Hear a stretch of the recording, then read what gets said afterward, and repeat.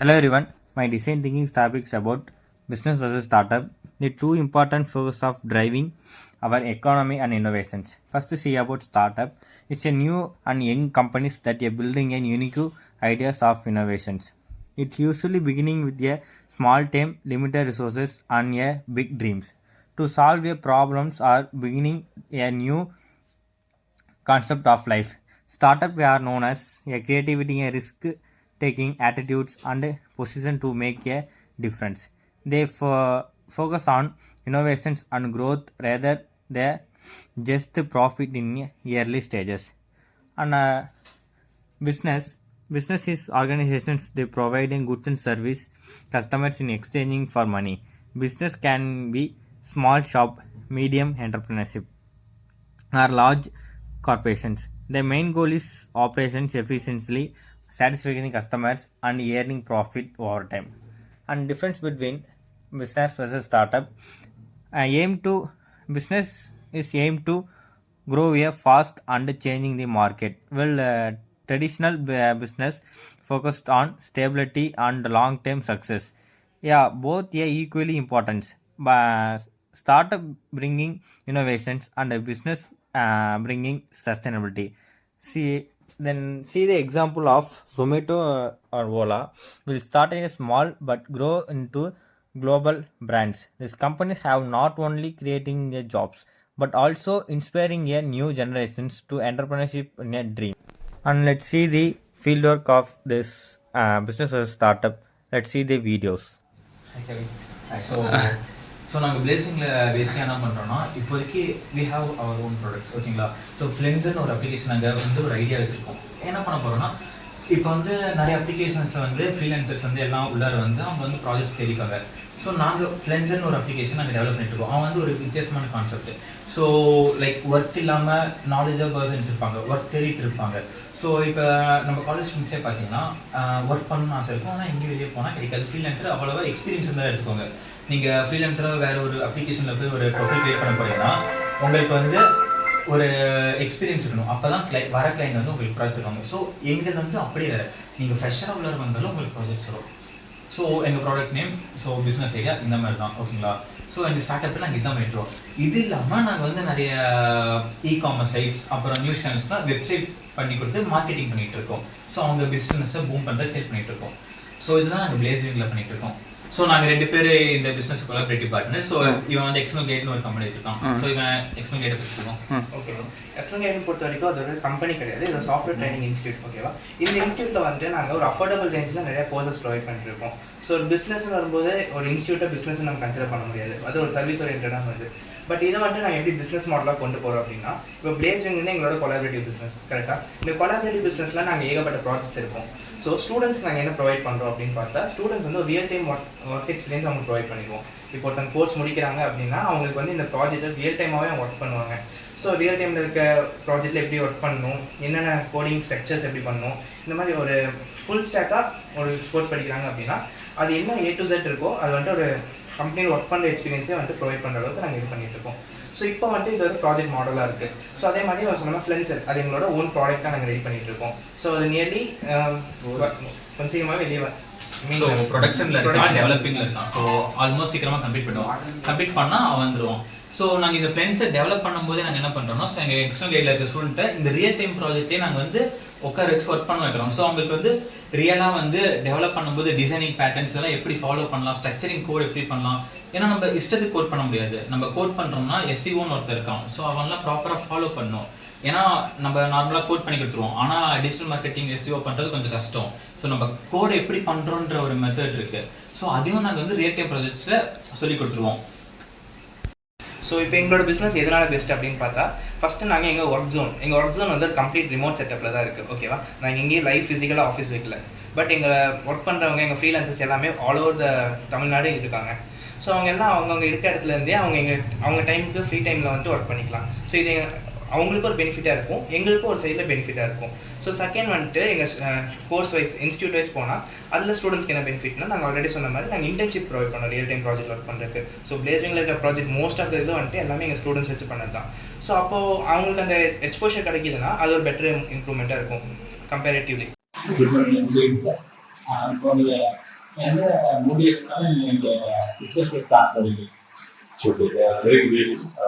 இது வந்து சில கம்பெனிஸ்லாம் கார்பரேட் ஏரியாவில் பிஸ்னஸ் ஸ்டார்ட் பண்ணுறது சில கம்பெனிஸில் ஒர்க் பண்ணுறேன். when I'm part of the recruitment team, I found like ஒரு இண்டஸ்ட்ரீஸ்க்கும் ஒரு அகாடமிக்கும் ஸ்கில் கேப் இருக்கிறது தெரியுது. ஸோ ரைட்டான ஸ்கில்லை ஐடென்டிஃபை பண்ணுறதுக்கு ரொம்ப டஃப்பாக இருக்குது. ஸோ அப்போ நல்லா புரிஞ்சுட்டு அகாடமிக்கில் அவங்க படிக்கிற சப்ஜெக்டும் அவங்க வந்து ஜாப்ல ஒர்க் பண்ணுறதுக்கு வேறு யூஸ் தான்.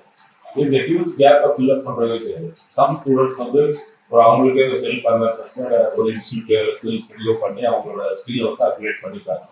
பட் நிறைய பேர் வந்து பார்த்தீங்கன்னா அந்த அவேர்னஸ் இல்லாதனால அவங்க ஸ்கில் அப்கிரேட் பண்ண முடியாதனால அந்த வேலைக்கு அப்ளை பண்ணுறாங்க. ஆனால் அப்ளை பண்ணதுக்கு அப்புறம் வந்து பார்த்தீங்கன்னா டெக்னிக்கலாக அவங்களால சொல்ல முடியல. ஒரு அப்போ இந்த கேப் இருக்கிறது ஐடென்டிஃபை பண்ணி எப்போல்லாம் ஒர்க் பண்ணிட்டு இருக்கிறது வந்து freshers entry level jobs gap தான் நம்ம ஐடென்டிஃபை பண்ணலாம். பட் ஒன்ஸ் அந்த ஜாப் நம்ம ஃபீல் ஆகல ஒரு 1 hour லாக்ஸ் எனக்கு இது ஸ்ட்ரைக் ஆகும். ஸோ இது ஒரு எஜுகேஷன் ஃபீல்டு அப்படிங்கிறப்ப நம்மளுக்கு ஒரு ஜாப் சர்டிஃபிகேட் இருக்கு சார். அந்த ஜாப் சர்டிஃபிகேட் மூலமாக நம்ம ஒரு இண்டஸ்ட்ரியில் ஒரு ப்ராடக்ட் ஒரு சப்ளிங்கில் ஒரு ப்ராடக்ட் ஓரளவுக்கு ஒரு 90% ரிசால்வ் பண்ண முடியும் அப்படிங்கிறது செல்ஃப் மோட்டிவேட் தருது. அந்த எஜுகேஷன் இண்டஸ்ட்ரியில் சம்பாதிக்கிறது. மற்றவங்க நம்ம எடுத்துக்கிட்டோம்னா நம்ம பிரச்சனை நம்ம ஸ்டூடெண்ட்ஸ் லேண்ட் சொல்லுவாங்க. கண்டிப்பாக ஒன்ஸ் நீங்கள் என்ன ஒரு ப்ராடக்டோ இல்லை சர்வீஸஸோ இண்டஸ்ட்ரிக்கோ வந்தீங்கன்னாலும் கண்டிப்பாக இந்த அதர் பர்சன்ஸ் மார்க்கெட். அப்போ நம்ம வந்து ஒரு டிஃப்ரென்ஷியேட் பண்ணணும் அப்படிங்கிறது ரொம்ப மேண்டேட்ரி. நிறைய பேர் வந்து அதை பண்ணாலும் வந்து ஒரு கோர்ஸ் நம்மளோட வந்து ட்ரைனிங் இன்ஸ்டியூட் அப்படின்னா ஒரு கோர்ஸ் சொல்லி கொடுத்தா போதும் அவங்களே அது ஜாப் போயிடுவாங்க அப்படிங்கிறது இல்லாமல் நம்ம வந்து ஒரு ஸ்டெப் நேராக போயிட்டு வச்சுட்டு இன்னைக்கு இண்டஸ்ட்ரியில் என்ன தேவைப்படுவதை நம்ம ஸ்டடி பண்ணோம். நிறைய ஜாப் போர்ட்டல்ஸ் எல்லாம் பண்ணுறோம். நிறைய ஹெச்ஆர் பீப்புள் லிங்க்டின்லையோ இல்லை மற்ற போர்ட்டல் மூலமாக கனெக்ட் ஆகிட்டு அங்கே என்ன தேவைப்படுது அப்படிங்கிறது அவங்க புரிஞ்சுக்கணும். ஏன்னா இந்த இது ஆரம்பிக்கிறது ஸ்கில் கேப் அனாலிசிஸ் நம்ம பண்ணோம். இப்போ ஸ்டூடெண்ட் தேவைங்கிறப்ப அவங்க வந்து நம்மளுக்கு சப்ஜெக்ட் தெரியாமல் இல்லை அந்த கேப் இருக்கிறதுனால இங்கே வர்றாங்க. அந்த கேப்ல வந்து என்ன அப்படின்னா இன்னைக்கு ப்ராக்டிக்கலாக ப்ராஜெக்ட் எக்ஸ்பீரியன்ஸை ரொம்ப இம்பார்ட்டன்ஸ் ஆயிடுச்சு. ஏன்னா இன்னைக்கு எல்லாமே யூடியூப் இல்லை இதுமே மாதிரி ஒரு சின்ன ஈவெண்ட் போட்டுல எல்லாமே ஃப்ரீயாக மினிமம் லெவலில் நம்ம கற்றுக்கலாம். பட் அது எல்லாமே ஒரு 1 day மாதிரி இருக்கும். நீங்கள் வந்து ஒரு ப்ராக்டிக்கலாக ஒரு டவுட் கேட்க முடியாது, ப்ராக்டிக்கலாக பண்ணி பார்க்க முடியாது, ப்ராஜெக்ட் சப்மிட் பண்ண முடியாது, எதுவுமே இருக்காது. ஸோ அந்த ஒரு கேப் வந்து தான் இன்றைக்கும் அது தேவைப்படுது அந்த ப்ராஜெக்ட் எக்ஸ்பீரியன்ஸ் அப்படிங்கிறது. ஆனால் ஃப்ரெஷர் அப்படின்னு நம்ம அப்ளை பண்ணுறது நம்மளுக்கு வந்து ஒரு எக்ஸ்பீரியன்ஸ் இல்லாமல் எல்லாரும் கேட்குறதுன்னா எக்ஸ்பீரியன்ஸ் இருக்கா அப்படின்னா அந்த எக்ஸ்பீரியன்ஸை நம்ம இங்கே ஃபுல்ஃபில் பண்ணோம் அப்படின்னா நாங்கள் வந்து ஒரு 8 hours செஷன் வச்சு நம்ம கோர்ஸை சொல்லி கொடுத்துருக்கோம். நீ வந்து கோர்ஸ் படிக்கிறது கொஞ்சம் நேரம், பட் ப்ராக்டிக்கல் ப்ராஜெக்ட் ஒரு அதிக நேரம் இருக்கும். அப்போ நம்ம படிக்கிற டியூரேஷனுக்கு 8 hours நம்ம படிக்கிறதுனால Monday to Saturday 4 months வந்து படிக்கிறப்ப they will get more experience, அதாவது ப்ராக்டிக்கல் எக்ஸ்பீரியன்ஸ் இருக்கு.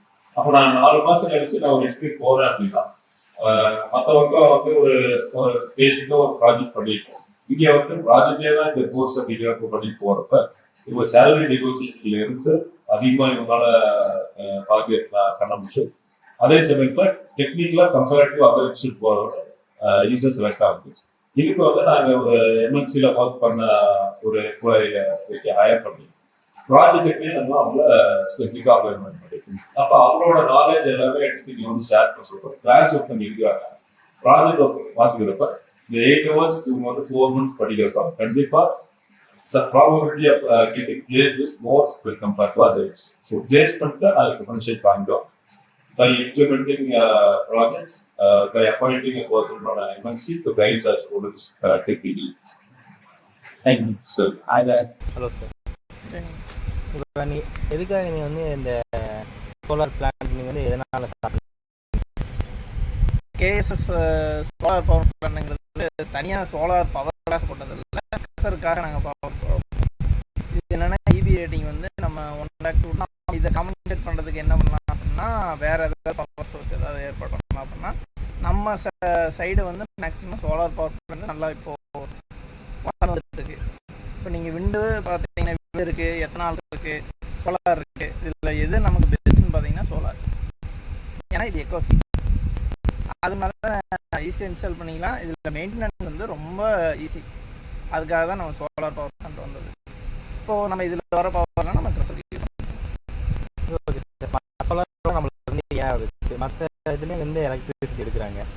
நீங்கள் வந்து ஏன் சூஸ் பண்ணீங்க? இப்போ பவர் பிளான்ட்னு எடுத்துக்கிட்டிங்கன்னா நீங்கள் சொன்ன நிறைய டைப் இருக்கலாம். அதில் வந்து எப்படின்னு பார்த்தீங்கன்னா விண்டு, சோலார் தான். விண்டு வந்து நமக்கு மெயின்டெனன்ஸ் காஸ்ட் அதிகம். அதே மாதிரி அதில் நம்ம எது ரிப்பேர் பண்ணதுன்னா ரிப்பேரிங் காஸ்ட்டும் அதிகம். ஆனால் நீங்கள் பொறுத்த வரைக்கும் அந்த இல்லை, 25 நிமிஷம் அவங்க கேரண்டி தரலாம். சைட் இந்த மேனுஃபேக்சரிங் கம்பெனிக்காரன் தரலாம். அது போக இதில் வந்து ரொம்ப ஈஸி, சிம்பிளாக கனெக்டர் சேஞ்ச் பண்ணுற மாதிரி இருக்கும். அந்த அளவுக்கு பெரிய பாதிப்பும் இருக்குது. ஏன்னா அங்கே நம்ம இது சேஃப்டி சிஸ்டம் வச்சுருக்கோம். எந்த இடத்துல லீக்கேஜ் அப்படிங்கிறது அந்த இடத்துல லீக்கேஜ் ஆகிடும். ஆனால் விண்டோ இல்லை எத்தனை பவர் பிளான்ட்டோ நம்ம அந்த மாதிரி போக முடியாது. அதனால் சோலார் சைட்டு பரவாயில்ல. ஹலோ சார், நீங்கள் எதனால் வந்து இந்த பிஸ்னஸ் ஸ்டார்ட் பண்ணீங்க? நாங்கள் இந்த ஃபீல்டில் 2008 இருக்கிறோம். அப்புறம் ஒரு கட்டத்தில் லேர்ன் பண்ணியாச்சு. என்ன மேக்ஸிமம் என்ன லேர்ன் பண்ணுமோ லேர்ன் பண்ணியாச்சு. அப்புறம் நெக்ஸ்ட் லெவல் அடுத்த லெவல் ஒவ்வொருத்தருக்கும் ஒரு க்ரோத் இருக்கணும். அதே மாதிரி நெக்ஸ்ட் லெவல் க்ரோத்துக்காக என்னென்ன பார்த்தோம், சரி இண்டிவிஜுவலாக ஆரம்பிக்கலாம்னு சொல்லி வந்து ஆரம்பித்தோம். 2018 ஸ்டார்ட் பண்ணோம். நாங்கள் 3 பேர் சேர்ந்து ஆரம்பித்தோம். இண்டஸ்ட்ரீஸில் செக்மெண்ட்ஸில் எல்லோரும் பார்த்திங்கன்னா ஆக்சுவலி பிஸ்னஸ் ஓனர்ஸ் வந்து அவங்க வந்து வேலை செய்ய மாட்டாங்க. நாங்கள் வந்து இன் ஹேண்ட் நாங்கள் டெக்னீஷியனாக இருந்து அது வந்ததுனால ஃபீல்டு எக்ஸ்பர்ட். நாங்கள் அடுத்த லெவல் க்ரோத்துக்காக வந்து ஆரம்பித்தோம். லேர்ன் பண்ணியாச்சு. லேர்ன் பண்ணதுக்கப்புறம் அடுத்து என்ன பண்ண ஸ்டார்ட் பண்ணால் நல்லாயிருக்கு. மற்ற கம்பெனிஸ் மற்ற இண்டஸ்ட்ரி மாதிரி இருக்கும்போது உங்கள் இண்டஸ்ட்ரி வந்து என்ன பரவாயில்ல டெக்னாலஜி மூலிமா இல்லை புதுசாக எதாவது என்ன ஐடியா கொண்டு வந்துக்கிறீங்க? ஏதாச்சும் சேஞ்சஸ் இருக்குங்களா? ஐடியாஸுங்கிறத விட இப்போ நாங்கள் வந்து என்னென்னா நாங்கள் வந்து டெக்னிக்கல் எக்ஸ்பர்ட். வேறு பிஸ்னஸில் பார்த்திங்கன்னா பிஸ்னஸ் ஓனர்ஸ் வந்து பிஸ்னஸ் மட்டும் தான் மேனேஜ் பண்ணுவாங்க. நாங்கள் அப்படி இல்லை, ஃபீல்டுக்குள்ளேயே இருப்போம். ஒன் ஆஃப் த எம்ப்ளாயி இருப்போம், ஒன் ஆஃப் த ஸ்டாஃபாக இருப்போம். இது வந்து மீதி பிஸ்னஸில் வேறு மற்றவங்களை கம்பேர் பண்ணுறப்ப அவங்க வந்து மேனேஜ்மெண்ட் தான் பண்ணுவாங்க. நாங்கள் அப்படி இல்லை, டெக்னிக்கல் எக்ஸ்பர்ட்டாக இருப்போம். நாங்கள் வந்து ஃபீல்ட்லேயே நின்று கஸ்டமருக்கு என்ன தேவையோ அதை எக்ஸாக்டாக பின்பாயிண்ட் பண்ணி எக்ஸாக்டாக அனலைஸ் பண்ணுவோம். மேபி இது வந்து ஒரு சின்ன மைனஸாக கூட இருக்கலாம். நெக்ஸ்ட் லெவல் பிஸ்னஸ் வந்து அடுத்த லெவல் க்ரோத் பண்ணுறதுக்கு வேணால் நாங்கள் வந்து எம்ப்ளாயாக வேலை செஞ்சுருக்கனால இது வந்து ஒரு மைனஸாக கூட இருக்கலாம். பட் ஆனால் கஸ்டமர் எங்கிட்ட வர கஸ்டமருக்கு வந்து ஃபுல்ஃபில் சாட்டிஸ்ஃபை ஆகும்.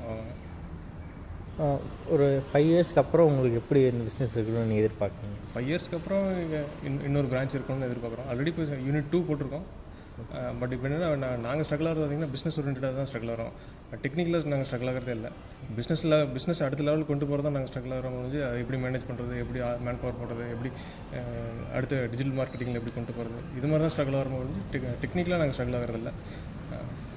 அதுதான் மித்த பிஸ்னஸ் ஓனர்ஸுக்காக எங்களுக்கும் இதுதான் ஒரு சின்ன டிஃப்ரென்ஸு.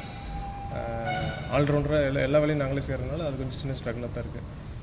தனித்தனி இண்டிவிஜுவலாக ஒவ்வொருத்தரும் தனியாக ஆள் போட்டு பிஸ்னஸ் தனியாக மார்க்கெட்டிங் தனியாக போட்டோம்னா இன்னும் கொஞ்சம் மேபி நெக்ஸ்ட் லெவலுக்கு அடுத்த லெவலுக்கு ஈஸியாக இருக்கும் ஒர்க்கு.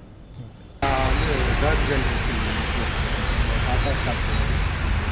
தேர்ட் ஜென்ரேஷன் பார்த்திங்கன்னா டீக்கு, சால், அடாப்ட் வீட்டுக்கு தேவைப்படுறது எல்லாமே நல்ல விதமாக விண்டோஸு, டோர்ஸ் எல்லாம் ஸ்டார்ட் பண்ணது வந்து 1970 ஸ்டார்ட் பண்ணது. பேசிக்காக நாங்கள் இம்போர்ட் பண்ணேன், மேக்ஸிமம் இம்போர்ட் தான் பண்ணுறோம். இம்போர்ட் பார்த்திங்கன்னா ஆஃப்ரிக்கா, அமெரிக்கா, நியூசிலாந்து. மெயின் பார்த்திங்கன்னா வீட்டுக்கு யூஸ் பண்ணுற அப்ளிகேஷன் வந்து டீக்குட்லேயும் நல்லா போகும். இல்லை ஜன்னலுக்குலாம் சாலிட் யூஸ் பண்ணுவோம்.